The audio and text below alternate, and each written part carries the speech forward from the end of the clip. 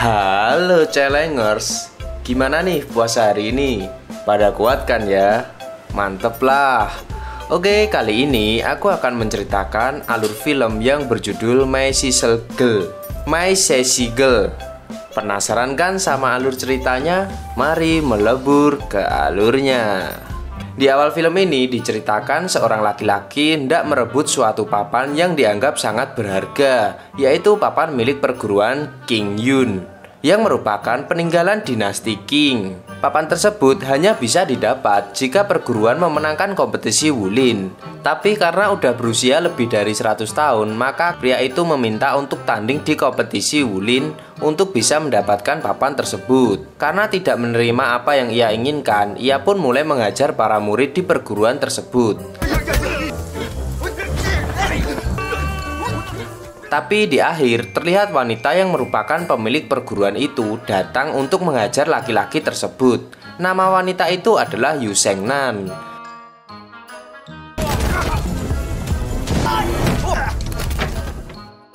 Film pun berganti. Terdapat pria yang bernama Duo. Ia lahir dari seorang ibu yang melaksanakan KB. Duo ini adalah penjaga keamanan di wilayah Jalan Wuguan. Saat ia memperkenalkan dirinya, ternyata sedang menghubungi biro jodoh.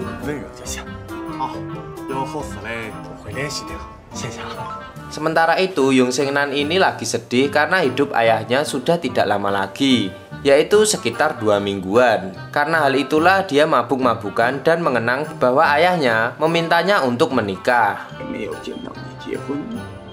Dengan mabuk, ia kembali ke perguruannya untuk mencarikan pria untuk diajak menikah.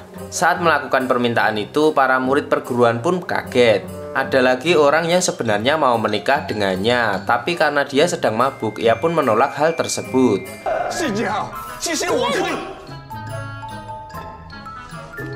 Karena Duo ini adalah seorang pemilik toko bakmi, ia pun mengirim sebuah mie ke tempat musuh dari perguruan King Yun. Tapi karena adanya daun ketumbar di dalam mie tersebut, sang bos perguruan tersebut mencari alasan agar ia mendapatkan mie tersebut secara gratis. Karena tak mau membayar, ia pun menyuruh anak buahnya untuk menghajar Duo. Karena panik, Duo pun pergi meninggalkan perguruan itu. Di tengah jalan, ia bertemu seorang yang merupakan teman masa SD-nya yang bernama Lin Jie. Mereka pun mengingat pertemanan saat masih SD dulu, tanpa memperdulikan bos dan perguruan yang akan mengajarnya. Ternyata Lin Jie ingin mendaftar sebagai ketua perguruan milik cowok itu, tapi ditolak dan ditertawakan. Bos perguruan itu pun marah dan menyuruh semua pengikutnya untuk menghajarnya. Alhasil semua orang di tempat itu habis dihajar oleh Lin Jie yang ternyata emang jago dalam hal pukul memukul.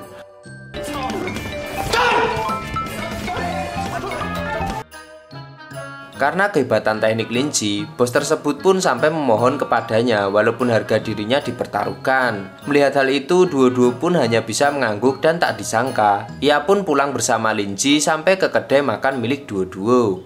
Saat berada di depan kedainya, tiba-tiba ia ditelepon oleh pemilik tempat usaha milik Duo dan meminta biaya sewa sebesar 50.000 yuan. Mendengar hal itu, tentu saja Duo bingung dan berpikir gimana ya cari uang sebanyak itu. Lagi asik telepon, tiba-tiba saja datang wanita bernama Yu Shengnan, pemilik perguruan King Yun yang sedang mabuk. Ia pun muntah tepat di belakang motor milik Duo.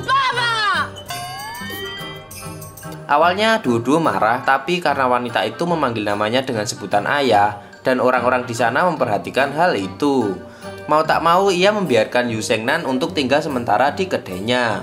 Bahkan karena baiknya Duo, orang-orang yang kerja di sana rela tidur di lantai hingga tiduran di kursi dalam keadaan duduk. Saat sedang mengamati pegawai Duo yang sedang tidur, tiba-tiba saja Yu Shengnan berteriak karena pegawai Duo bangun secara tiba-tiba.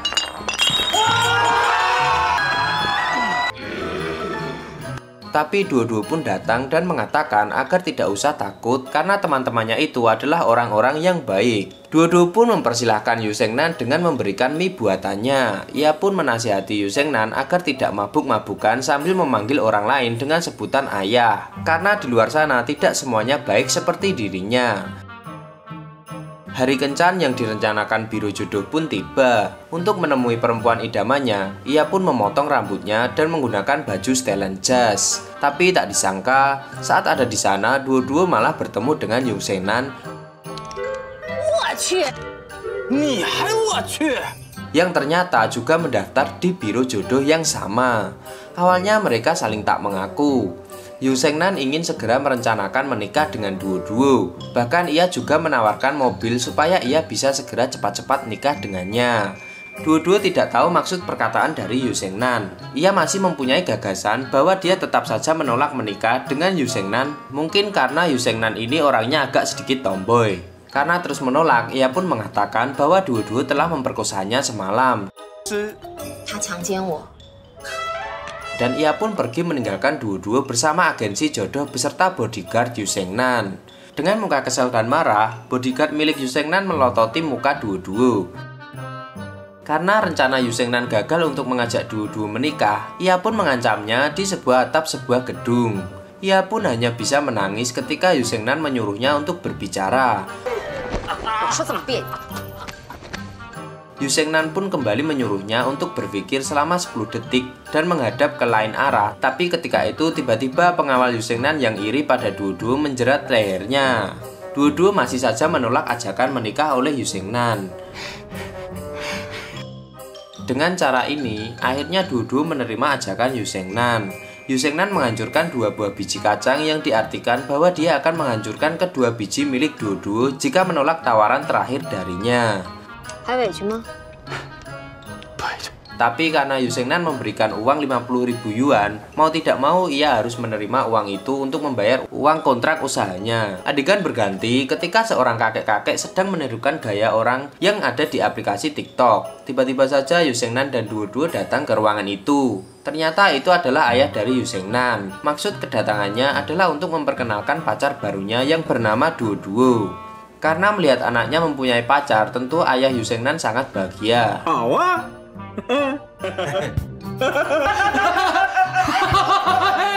Karena terlalu keras tertawa, ayah Yung Sheng-nan pun pingsan secara tiba-tiba. Dan dokter pun tiba dengan marah-marah sambil memperingatkan Yung Sheng-nan bahwa ayahnya tidak boleh terlalu emosional. Ketika suster berhasil membangunkan ayahnya, dokter pun menyuruh Yung Sheng-nan untuk menemuinya di luar kamar. Saat Yung Sheng-nan berbicara dengan dokter, duo-duo diajak ayah Yung Sheng-nan untuk berbicara dan ngobrol tentang kehidupannya.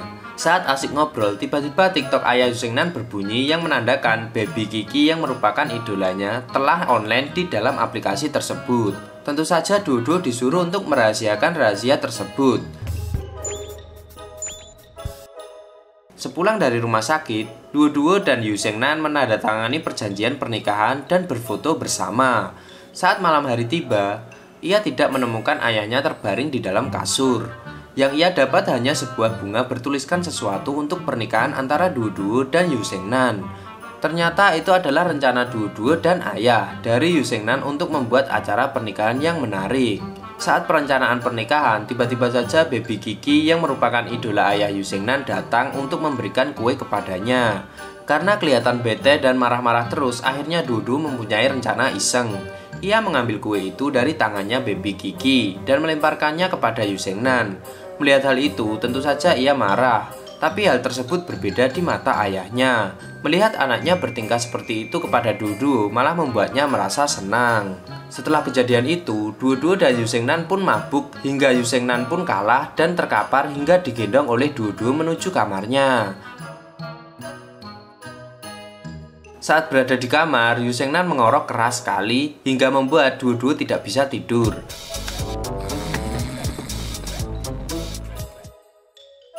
Terlihat dari matanya yang mempunyai kantong mata. Walaupun begitu, Yung Sheng-nan tetap menyalahkan duo-duo yang mengorok dan menyebabkan tidurnya tidak nyenyak.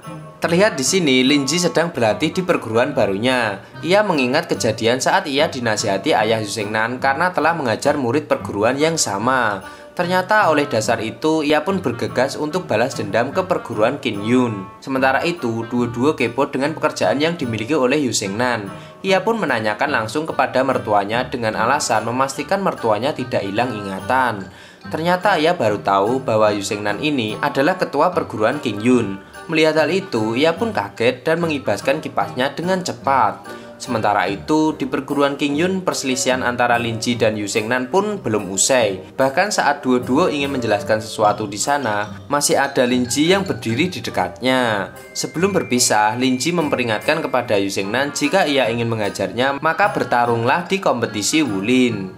Ia pun juga mengatakan bahwa dirinya sudah berganti nama dari Lin Ji menjadi Jack. Seusai pertingkaian tersebut, Yu Xingnan pun marah karena duo-duo tak mau menikah dengannya karena tahu tentang pekerjaan sesungguhnya. Tapi di sini duo-duo tidak bermaksud untuk menolak menikah, tapi ia hanya ingin mendengarkan penjelasan sebenarnya dengan Yu Xingnan. Yu Xingnan pun kepo dengan hubungan antara duo-duo dan Lin Ji. Bahkan di sini duo-duo menyuruhnya untuk meminta maaf kepada Lin Ji karena dialah teman baiknya. Tentu saja Yu Xingnan menolak permintaan oleh duo-duo. Dengan menangis, ia menjelaskan bahwa duo-duo tak tahu apa-apa tentang sejarah perguruan Qingyun. Ia juga menyuruh duo-duo tak usah saling kenal lagi setelah ayahnya meninggal. Melihat ekspresi yang ditunjukkan oleh Yu Xingnan, tentu saja membuat duo-duo merasa sedih. Ia berniat menarik baju Yu Xingnan, tapi tak cukup berani untuk melakukan hal itu. Hari pernikahan pun tiba. Duo-duo mulai memasuki panggung yang telah disiapkan yang berupa ring tinju. Sementara itu, Yu Xingnan datang bersama pengawalnya dalam keadaan menangis. Ternyata ia masih saja menaruh hati pada Yu Xingnan. Dalam keadaan menangis, ia pun meninggalkan ring tinju tersebut. Dalam acara spesial tersebut, datanglah ayah Yu Xingnan. Dari kejauhan, Yu Xingnan pun menangis sambil mengucapkan bersedia untuk menjadi istri dari duo-duo. Mereka pun akhirnya resmi menikah. Ternyata di dalam ruangan tersebut ada satu orang penyusup yang bernama Lin Ji. Walaupun ia tidak menyukai perguruan Qingyun, ia terlihat hadir di acara pernikahan antara duo-duo dan Yu Xingnan. Setelah pernikahan, datanglah malam pertama. Dalam acara ini terlihat Yu Xingnan tepar karena terlalu mabuk. Karena cuaca malam itu panas sekali, ia berniat untuk mandi. Tetapi karena muka Yu Xingnan sangat cantik, ia berusaha untuk menciumnya dan tidak berniat melakukan mantap-mantap. Tak disangka, tiba-tiba Yu Xingnan bangun dan berkata bahwa duo-duo akan memperkosanya. Mendengar hal itu, duo-duo pun langsung membantah pernyataannya. Ia pun rela disuruh menari oleh Yu Xingnan, walaupun sebenarnya ia dalam keadaan tidak sadar. Di malam hari, tiba-tiba saja ayahnya menelpon dan menanyakan kabar kepada mereka berdua. Ia sangat senang karena sekarang ada duo-duo yang senantiasa bisa menjaga anaknya. Tak disangka saat menelpon datanglah Lin Ji. Di sana ia memaksa gurunya untuk membayar utang perguruan Qingyun karena telah mengusirnya. Ia pun berpamitan dan akan datang lagi di kemudian hari. Karena ancaman tersebut, ayah Yu Xingnan pun meninggal karena penyakit jantungnya. Saat pemakaman pun tiba, akhirnya Yu Xingnan tahu bahwa Lin Ji lah yang membuatnya meninggal karena ancaman tersebut. Ia pun mendatangi perguruan milik Lin Ji dan mereka pun akhirnya bertarung satu sama lain hingga Yu Xingnan pun memanggil Lin Ji dengan sebutan anjing yang tersesat.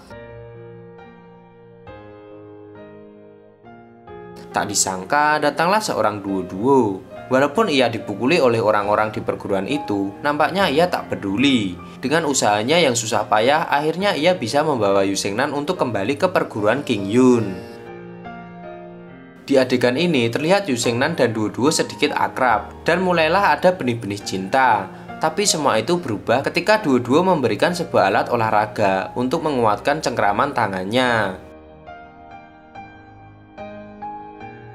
Terlihat di adegan berikutnya, hidung duo-duo mimisan karena ia memberikan hadiah yang salah. Tapi di adegan ini, mereka berdua pun akhirnya bisa meluapkan emosi satu sama lain dengan cara karaoke. Setelah itu, mereka pun memainkan beberapa wahana di dunia permainan hingga akhirnya adegan berganti di tepi sungai. Di sungai tersebut, mereka meluapkan kembali masalah mereka dengan meneriaki masing-masing nama duo-duo dan Yu Xingnan. Hingga diakhiri dengan ucapan semangat duo-duo kepada Xingnan di sebuah kapal kertas yang ia luncurkan ke sungai tersebut.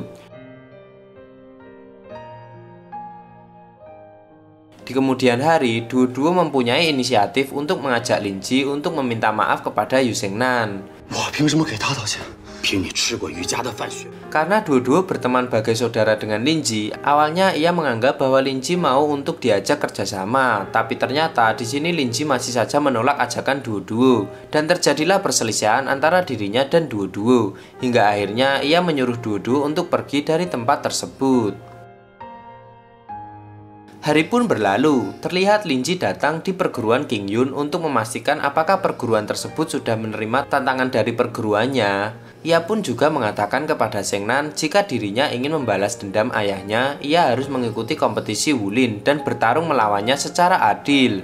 Bahkan ia mengancam dengan cara mengajar anak buah dari Duo-Duo di kedai minyak agar ia bisa datang ke kompetisi Wulin. Yu Sheng Nan masih saja menolak ajakan dari Lin Ji. Ia akhirnya menerima ajakan pertarungan itu karena ia tak tega melihat suaminya diajar oleh gerombolan Lin Ji. Sebelum berpisah, Lin Ji juga mengatakan bahwa ia sudah tidak lagi bersaudara dengan Duo-Duo semenjak pernikahan antara Yu Sheng Nan dan Duo-Duo.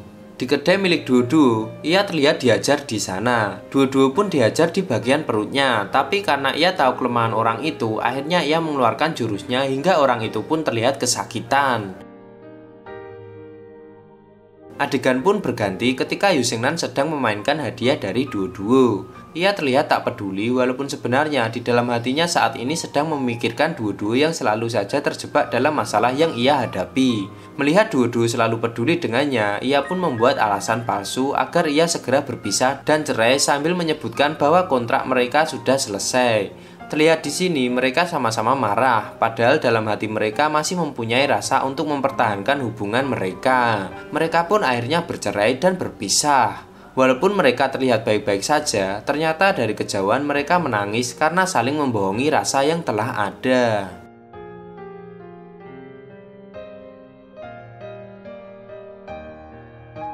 Kompetisi Wulin pun akhirnya dimulai. Tentu saja Yu Sheng Nan dan Lin Ji dengan mudahnya melawan musuhnya hingga mereka pun bertemu di final.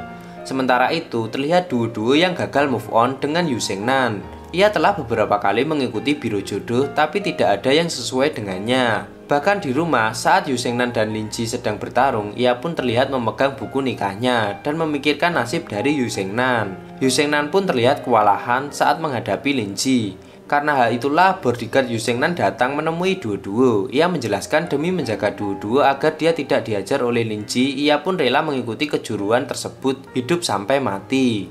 Karena mengetahui perasaan Yu Sheng Nan yang sebenarnya, ia pun bergegas untuk pergi ke arena Wulin. Di sana terlihat Yu Sheng Nan sudah dalam keadaan sekarat. Tapi tiba-tiba saja Duo-Duo datang dengan penyamaran sebagai boneka beruang yang sangat disukai oleh Yu Sheng Nan. Melihat Duo-Duo datang, ia pun akhirnya bisa bangkit dan mengalahkan Lin Ji hingga akhirnya dia terpuruk dan jatuh.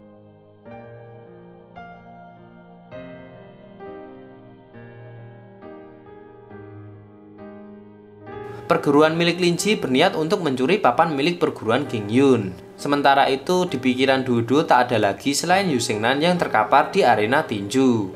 Ia berlari di tengah hujan berharap ada bantuan datang. Ternyata ada mobil ambulan yang datang untuk menolongnya. Yu Sheng Nan pun akhirnya terselamatkan.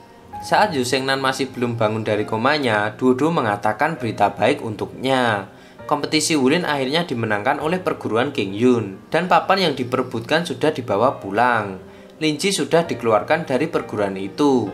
Tapi ia masih belum sadar karena dirinya masih sama-sama terkapar di rumah sakit. Ia juga mengatakan pada saat Lin Ji koma, ia sudah mengajar mukanya dan menganggap utangnya sudah lunas. Di akhir, ia pun berniat untuk kembali menjalin hubungan dengan Yu Sheng Nan sebenarnya dan kembali menikah. Film pun akhirnya berakhir ketika tiba-tiba saja Yu Sheng Nan sadar dan memegang pipi dan kepalanya yang menandakan bahwa dirinya setuju untuk kembali membangun rumah tangganya dengan Duo-Duo. Jalan-jalan beli tomat, dan film pun tamat.